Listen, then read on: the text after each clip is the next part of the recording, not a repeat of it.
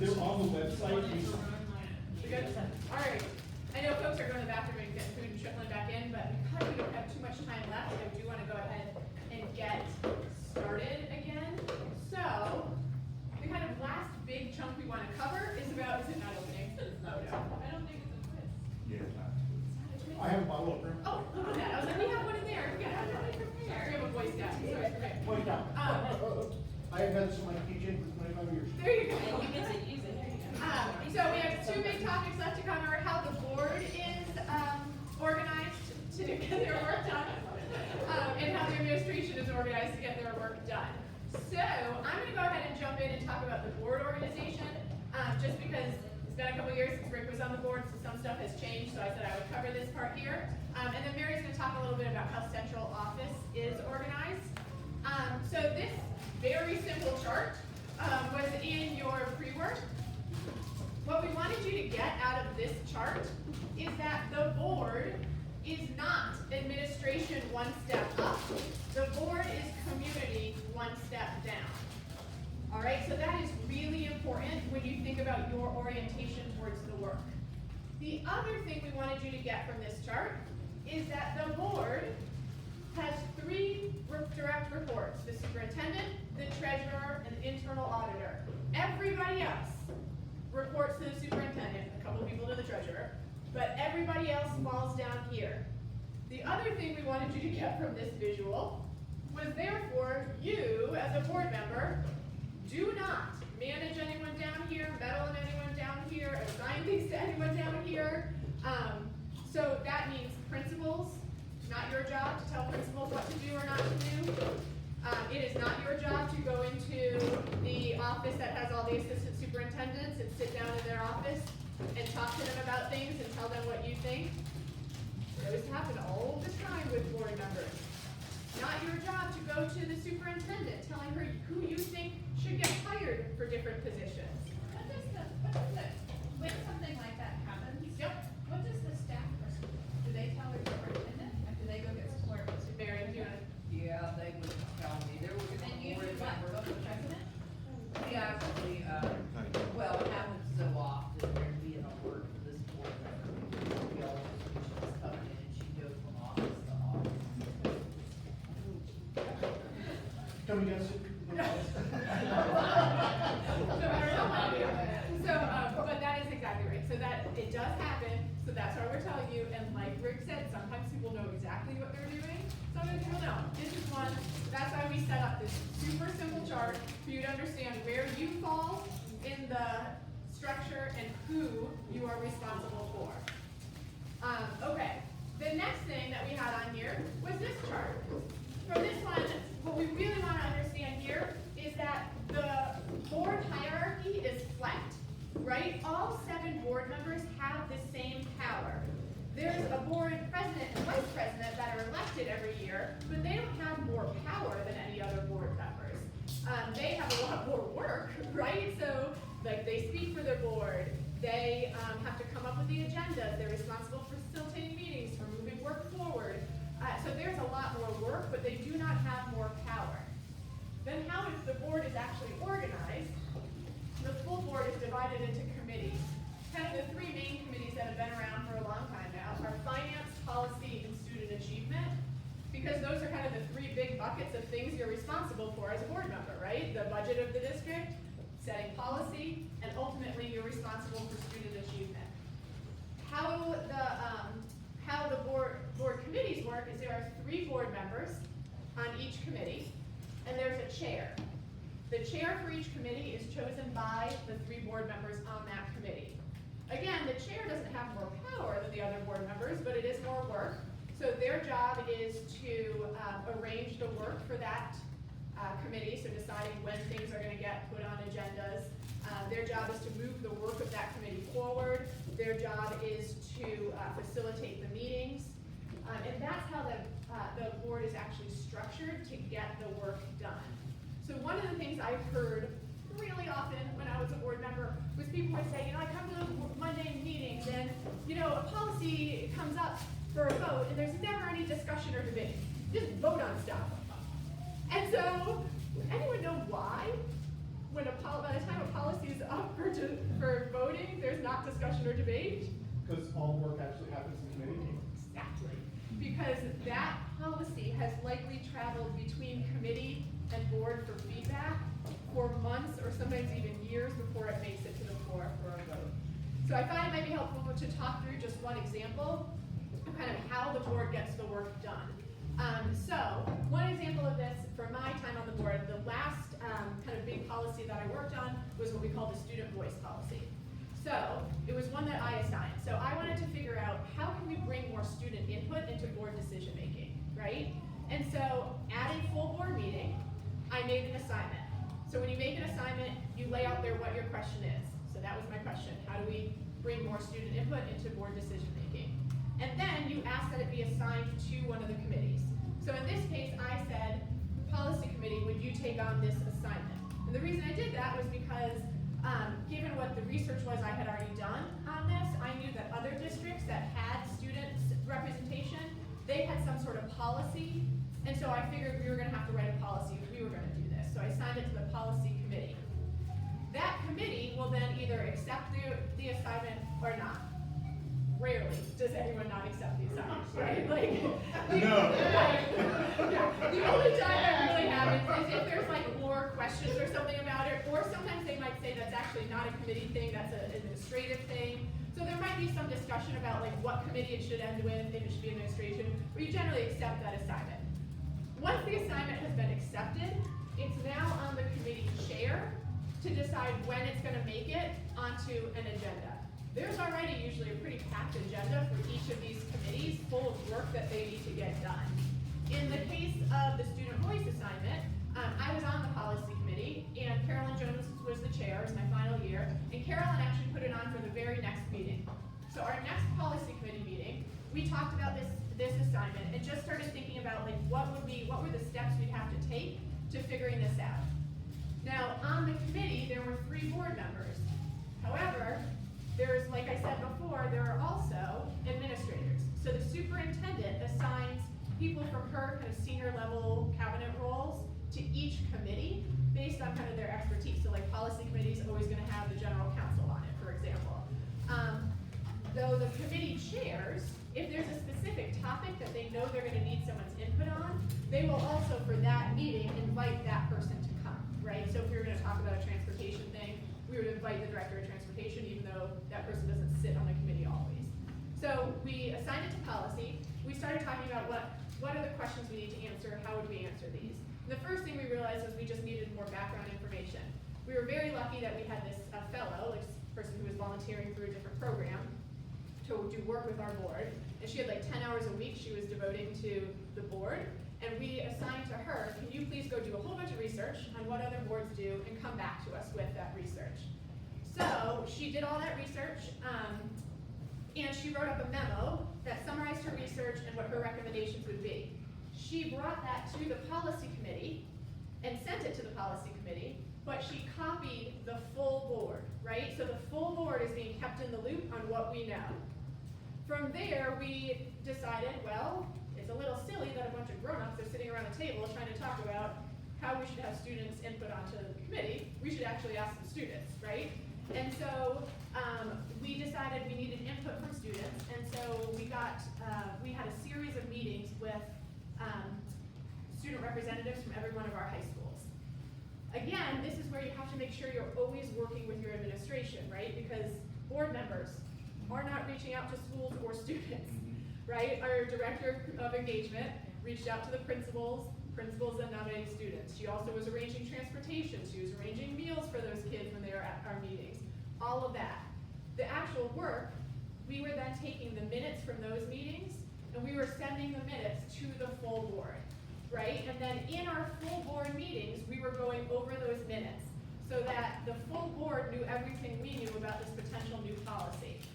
Then from there, we asked our general counsel to draft a policy. We then took that policy out of committee, brought it to the full board, and asked for their input. They gave us their input. The next month, we brought it back to the policy committee. We changed it. We talked about their input. We made our changes. We brought it to that group of students the next time they met. We got their input on it. The next month in policy committee, we we took their input, we made some other tweaks to the policy based on their input, and then it got into the board's packet to be voted on at a full board meeting. So by the time it made it to the floor for a vote, the board had seen it, they'd heard the whole process, they'd been involved the whole way, so there was no more discussion about it. We actually invited some students to come talk about it because we thought that was important for them to do, but there was no more discussion or deliberation at that point. And so that's kind of how the work happens. I think you probably heard me say, and then the next month, and then the next month a bunch of times. I think to one of the points Rick made earlier, one of the parts that's really hard about getting work done is that it takes a while, right? Like that policy was creating a policy from scratch. It took probably 8 months for us to do. And that's pretty normal. Another policy that I wanted to talk about real quick, and I'm not gonna actually talk about it very much because I want Mary to have time, this was the policy about high school priority that I talked about earlier. Because the example I just gave with student voice, that was one that it was an assignment from the board. Remember, this one was an assignment from administration. And you can see how complicated it was, right? And so we, as a policy committee, we were talking with so many people in the administration to make sure we were getting this right. So we were talking to Barb, who works in data, because we wanted a whole bunch of data on where was this happening and why was it happening, so we could kind of get a better landscape for when there were more seats or not enough seats, and what were some, we were asking IT about, like, they're gonna be the ones that are gonna have to build the logarithms at some point, so we needed their input on like what could actually work. We also though knew whatever order we came up with, we wanted to use for every other kind of enrollment.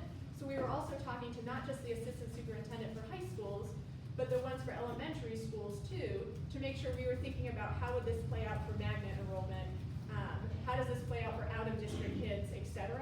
And we were bringing this back to the full board, doing full board presentations where literally, remember we had these little like pictures of kids, and we'd be like, you know, Joe Kid goes to, you know, a Montessori school. They have a brother at a Montessori high school. Where is their priority order? Versus Jane Kid, who's at a Montessori school, who doesn't have a sibling. Where is their priority order? I mean, it was like a logic puzzle like you couldn't believe, but we put that much time into it because we knew we had to get it right, right? And so that right there, that took the better part of a year to literally just get that policy revamped. And it wasn't, again, just the policy committee, it was the policy committee going to the full board, getting all their input, bringing it back to committee, where we have the administrators, who are the ones who know more than you. So we have the administrators there telling us, well, this would work, but that might not work, and why, until we finally could come up with a policy that we were able to pass. So that's like, those are just two examples of like, everything that Rick and Mary and I were talking about before about what your job is, what administration's job is, but then how do you actually turn that into getting the work done? That's how work travels. Just a quick question, how does the membership of the committees determine? Yeah, that's a very good question. So, sometimes it's a sword fight, no, it's not. But it is, right. So how it actually happens, yeah, is, there's a, yeah, so there's a, right. So there's an actual form that we fill out where you put down which committees that you want to be on. It's all very, very messy because, as you probably noticed here, the president isn't actually on any committee. And so by the time you're filling that out, you don't know who the president is.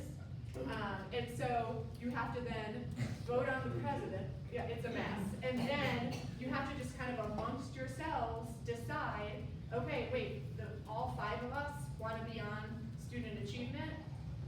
Nobody wants to be on finance. Who's willing to kind of give and call uncle and say, I'll be on finance?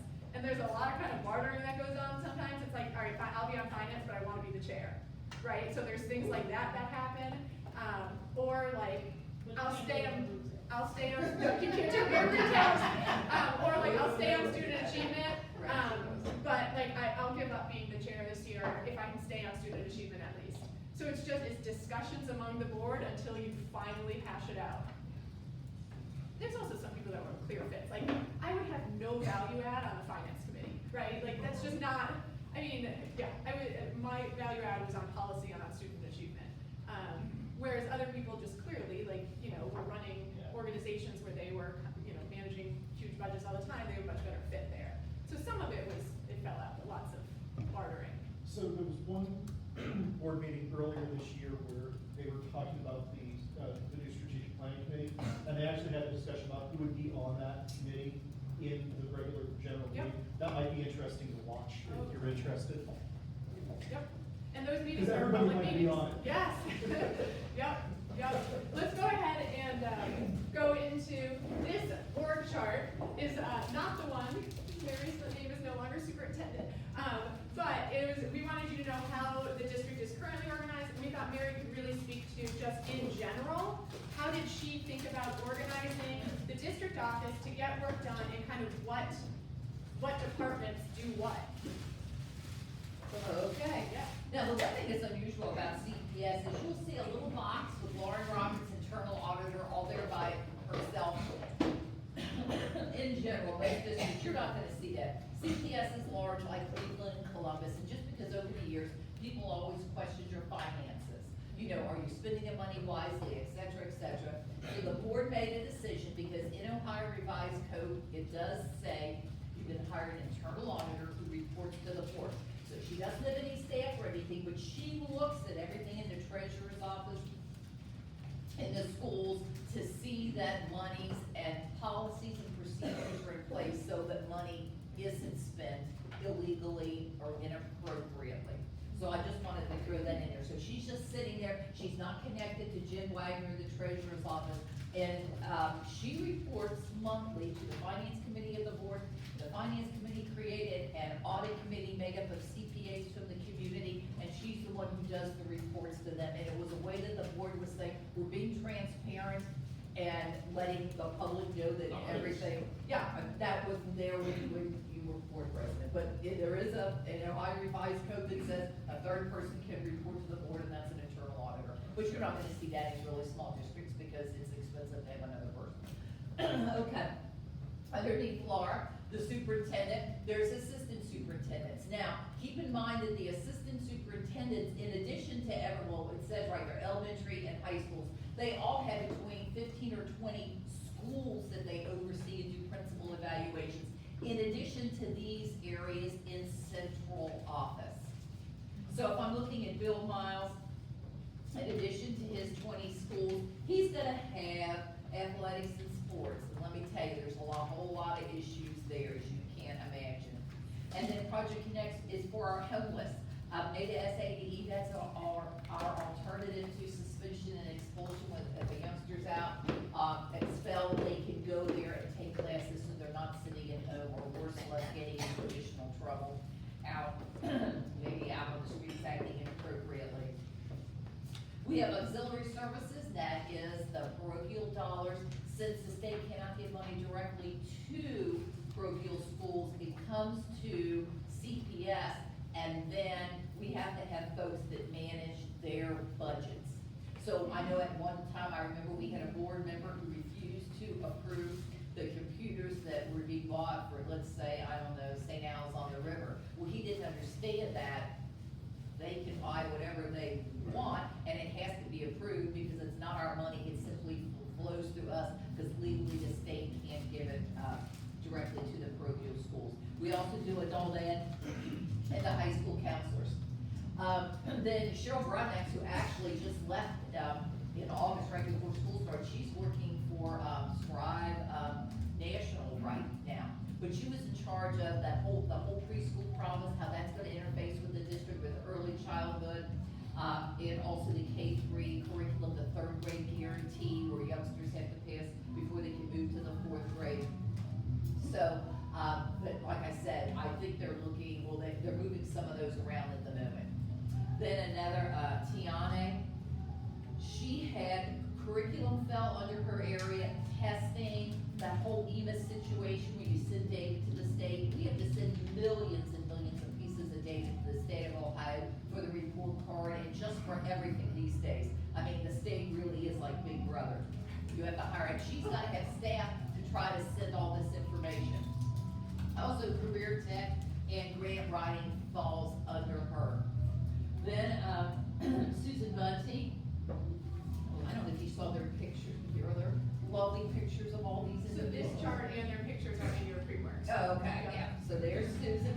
She has, when it says student services, that's also special ed, which is just huge. There's a huge budget, the district has about 8,000 children with disabilities, and there's always some kind of issue around special education.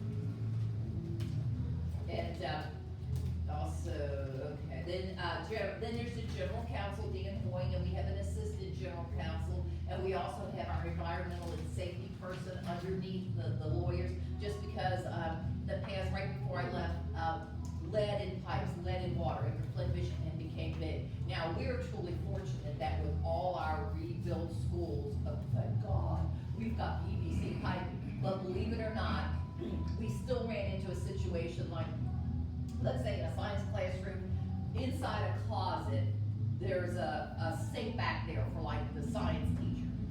Okay, the science teacher hasn't turned on that faucet in 2 years. Just the contact with the lead solder, and if you just, the minute you turn it on, remember your mother always told you let your water run for 2 minutes? They were right. So if you turn on that water, put your glass under that, it will have, some lead will have leached out. Well, of course, when they do lead testing, they turn on the water, it hasn't been turned on in 2 years, it's under it. So finally, after having to replace brand new faucets every year, it's like, I mean, let's just turn off the water to those sinks that are never used, because otherwise there's some big report online that looks like children are drinking out of some sink somewhere. You know, it's just, but what scares me is, there's a whole lot of old buildings and preschools out there in places, we were just fortunate. I worry about the archdiocese, because they have all old buildings that have not been replumbed, so it's just, but that's why we have our safety person underneath there, just because there's always some kind of litigation. Or a teacher puts a ladder on this table to change a light bulb that falls to the ground, so you know you're gonna be in trouble. Okay. Bill Moore, he was our, chief operations officer, there's a new person, Scott Adams, at the moment, who's just been hired, and Bill is doing special projects. He's the one who did our facilities master plan for us, and for instance, a special project would be, you know, they want the old Mother of Mercy High School, and now doing community engagement to figure out what is it going to be. Well, whatever they decide, Bill will be in charge of getting the facility ready, be it elementary, high school, whatever it is, that will be his job. And so there's a Scott Adams in that slot.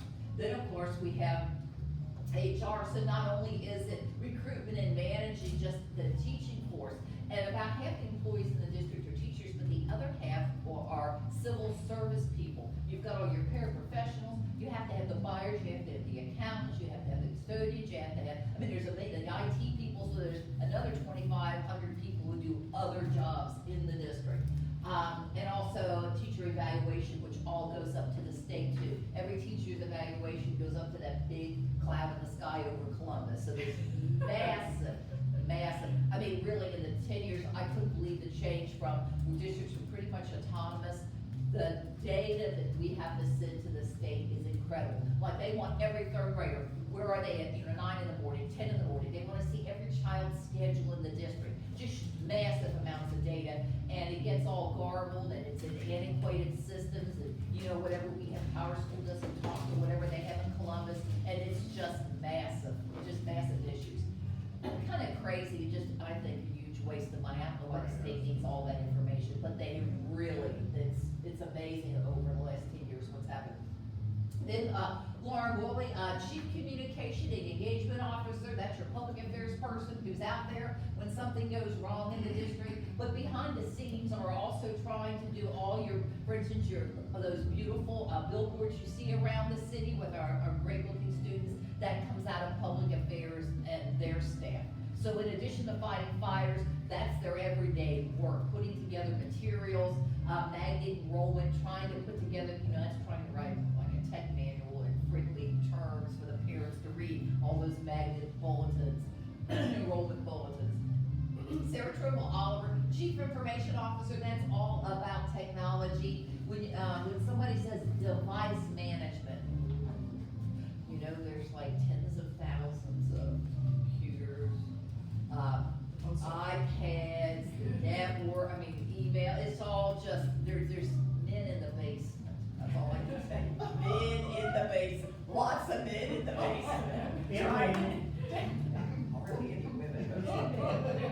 And they're all down there trying to deal with this because, you know, these days it's massive. There's just so many pieces of equipment and it's unbelievable. We were hacked by a 13-year-old out of Boston when I was superintendent.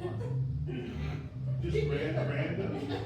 Oh, he was smart, he's going places, he's either gonna be a master criminal or a great, he'll be running some IT company.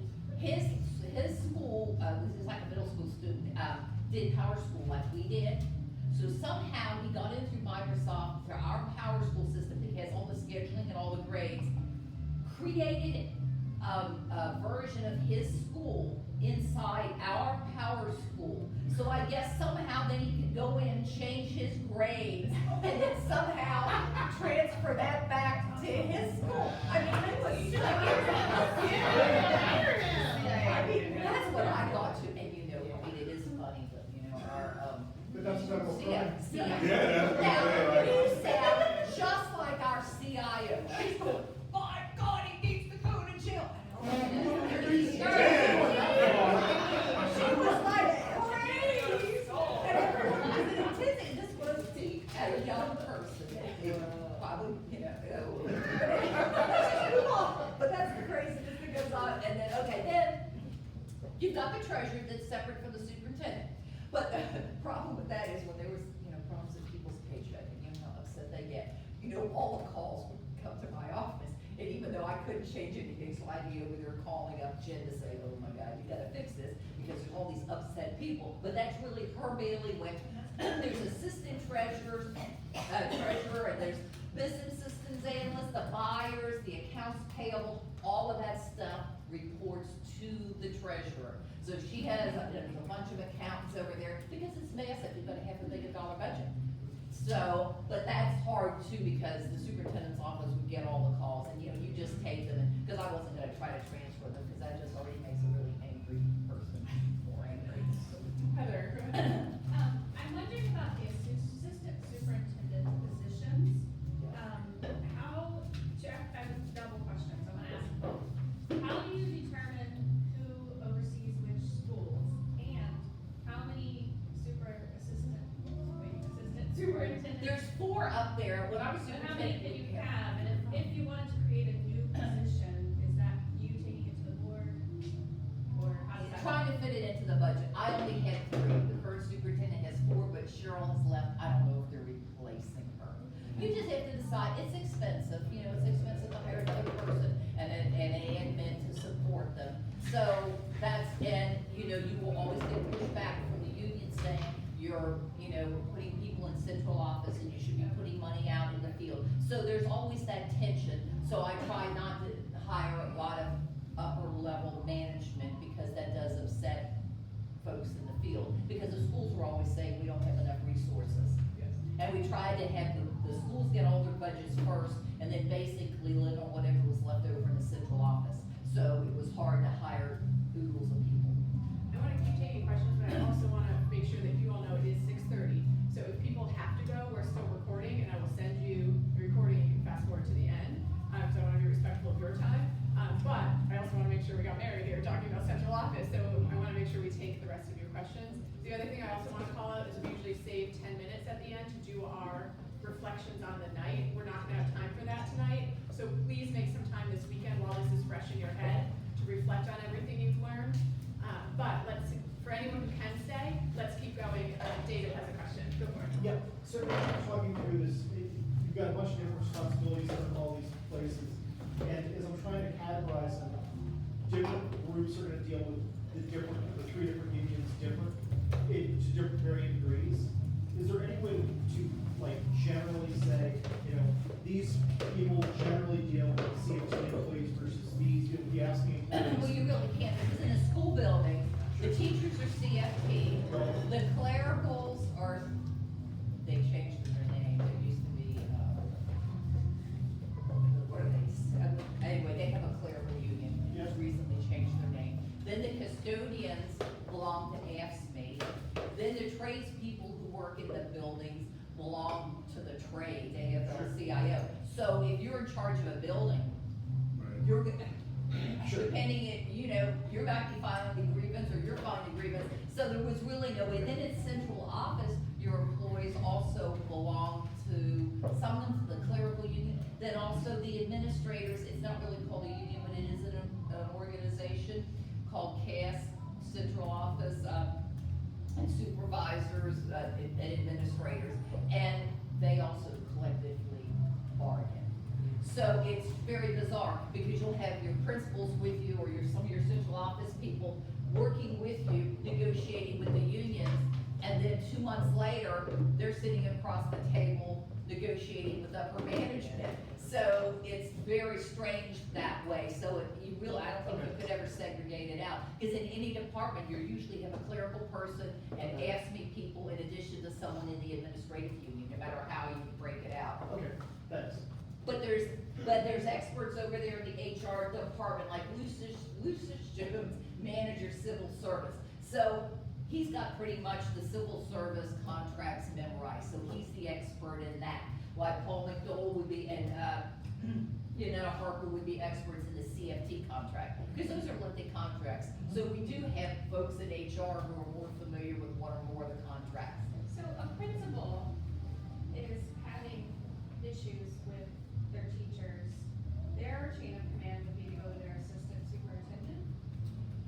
Yes, or it could go right to, HR, either way. Usually the assistant suit, because they know their school zone, there's something's afoot, and probably will say, call up HR, because you probably really do need some HR advice about what to do And and is it next steps. unusual for, I know we're not necessarily talking about board, I'm sorry, but is it unusual for a parent to go to an assistant suit if they know? I'm gonna talk to your supervisor. How many times have we said that on the phone? Yeah, oh yeah. But usually the superintendent's director of that, If you haven't gone to your principal first, Yeah. the assistant superintendents will usually say, but if you've talked to your principal and you have tried and you are not getting anywhere. I'm just thinking, like, as a parent, the board is telling me that I should write a letter to the superintendent and copy the board, but then if I went to my, I hear like two different things. The quickest way is to go through the principal and possibly the assistant superintendent and get whatever it is resolved. Because the time you go to the board sends it to me, then I go back to the assistant superintendent, it goes back days or a week or two will have gone by. That's probably the fastest route. But a lot of parents go right to the help center. I mean, they. We got customer service. They go right And there. I'm trying to see where that is. Where is customer service? Under- Oh, it's under, yeah. Oh, under Lauren. We do have a customer service center with lovely ladies who are very patient, that don't snap at people on the phone who are screaming at them. That first month, it's all transportation issues. And that's what it is. You forget to change your address and then the bus goes to your old bus stop, and then in order to change, it almost takes 2 weeks. And the reason why it takes 2 weeks is you gotta, if there's already a stop there, it's not a problem. If you have to create a new stop, then you have to notify the other 20, 30, 40 kids on the bus, because you've now changed the time over there. So that's why parents just scream, why does it take all I these don't 2 know, weeks? I don't know if anybody else has experienced this yet, but I had a parent last night actually at our open house who saw on Facebook that I was in school board school and thought that meant that I Okay, now you're have also like ready. connections to school board Oh, members. God. And just like, So, Heather. yeah, I was like, I'm just in school. Well, I think one of the reasons it was about the bus issue, right? Yes. And one of the reasons, right, I was like, there's a board meeting on Monday night, I will be there, be in the audience with. And we were talking, this is the reason why we wanted to take some time tonight to talk through this though, because again, I think like Jasmine was asking about like the what do you do if someone comes to you, like just as an average constituent, most people don't know this. Yeah. So they're coming to the board. This is one of the things that bothered me most, I don't know, about Rick's experience of being a board member was I felt like most of the time we were punting, right? Like somebody was upset enough that they came to the board. So usually they'd done this stuff, we said, like gone to their principal already, gone to the teacher, and then we couldn't help them because it wasn't our job, right? And so that's why the more that we have more people, we have 13 more people out there who, when stuff happens, you can say, you've talked to the principal already? Okay, I think it's time to actually bring it to the assistant superintendent, because now I know the chain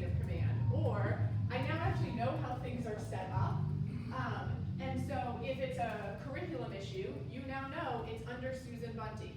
So you're gonna go to the right person the first time.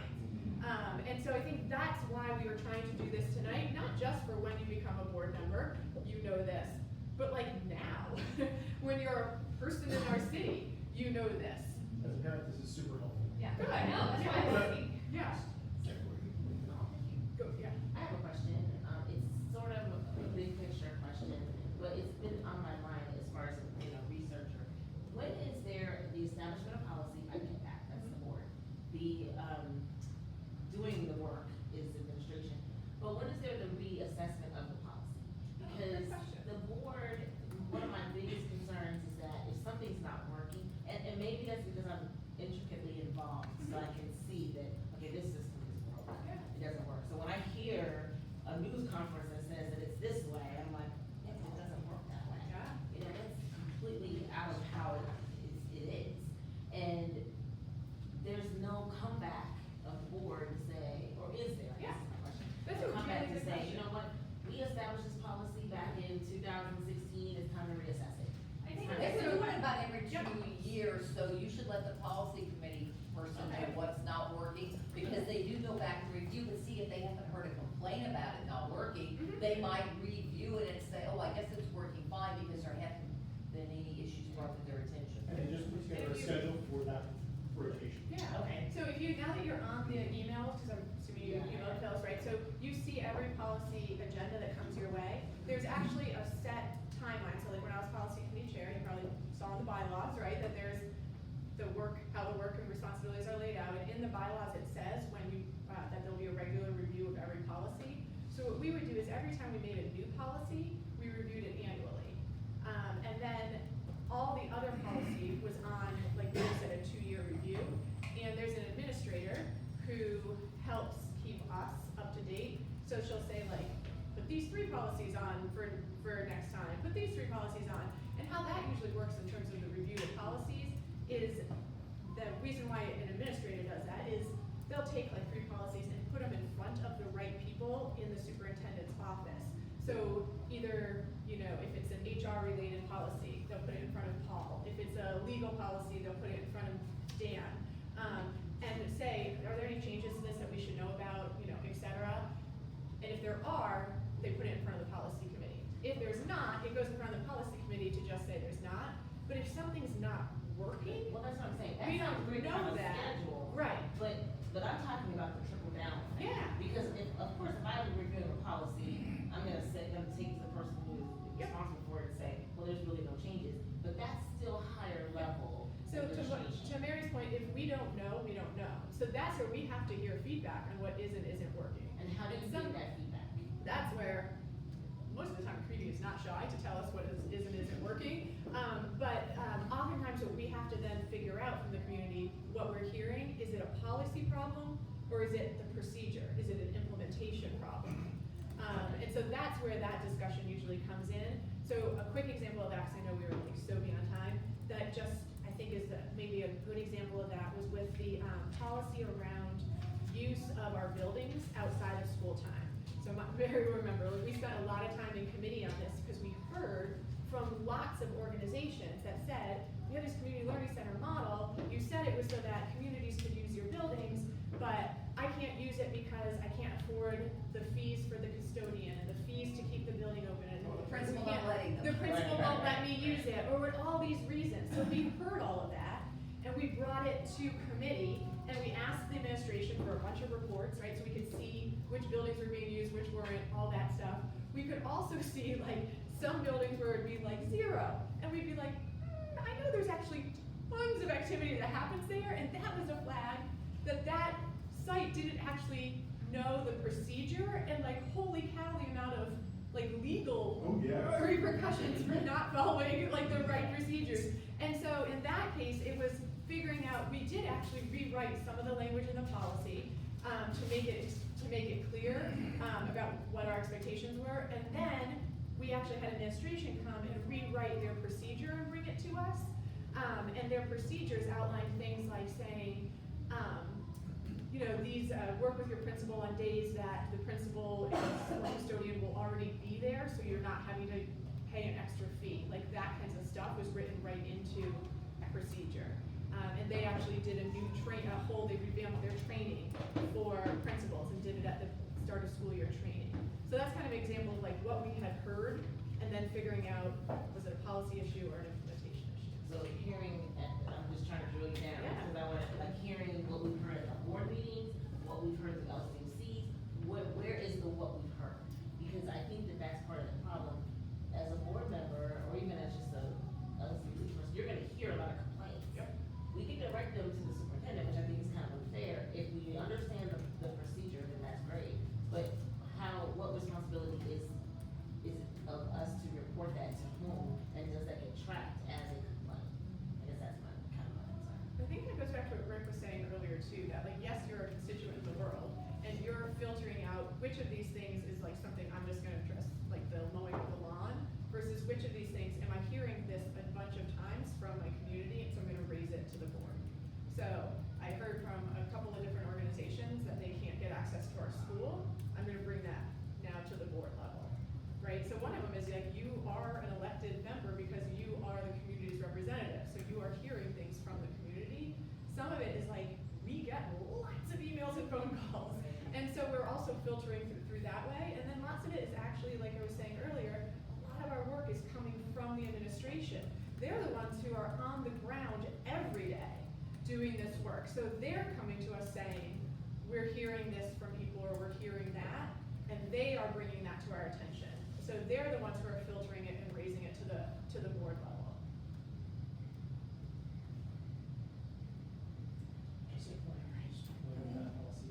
I almost wish there was like a second session, because there's so much to discuss, and I would like to do it in an open forum and have everybody's feedback, but it's like, parents are coming to town. I know, and it's so funny, I just was saying to Marisa, who's helping like figure out this curriculum stuff, I was like, I feel like I thought 2.5 hours would be plenty of time, and we could go on, because these are really the big questions. I think one thing to keep in mind is this is obviously not the last time we're gonna talk about this. The reason we're talking about it so early on is because you guys are trying to figure out what is my vision for impact, right? So one of the things you'll reflect on is that vision for impact statement. Now, everything you've learned here tonight is actually the thing that you were saying you want to impact, something you can impact from the board seat or not, and if not, what does that mean for the how part of your impact statement, right? But also, we're talking about it this early on because this is gonna have implications for pretty much every session we talk about from here on out. So this isn't actually the last time we're gonna talk about this, it's kind of the last time we're gonna talk about it in this kind of nitty-gritty way, but our next session is on systems change. You kind of can't talk about systems change unless we're also talking about how the system works. We have another session right after that about policy. Again, like we can't kind of talk about policy unless we're talking about all of this stuff too. So I think this is the only session that was exclusively devoted to this, but we'll certainly keep talking about this. Okay, so real quick, as we talk about, when I mentioned the next section, Lisa, we just hit the button until we get to the very end, almost the very end. Sorry, we did not get to the case study. Okay, oops, sorry. Two buttons. Back it up. Yeah, the one that says, one before that. Yeah, so this is our next session, guys. So next Saturday, we're all back here again. We're starting at 9 o'clock, so just get here a little before, because as you can see, these sessions are packed, so we want to start on time. Since it's a Saturday session, go through the side door. Just make sure your pre-work done, bring your journal. It's a Saturday session with just us, so casual is good. This one I know is like big orange letters, but the survey will be open through Monday, so please, please, please get that done. Again, since there's such a small sample size for you all, there's only 13. If we don't have everybody, it really can skew our data pretty quickly. So please get that done. And then real quick before you leave, Risa, just hit it one time. I just wanted to do 2 other logistics. This one here, we have our school tours solidified. Excited about that.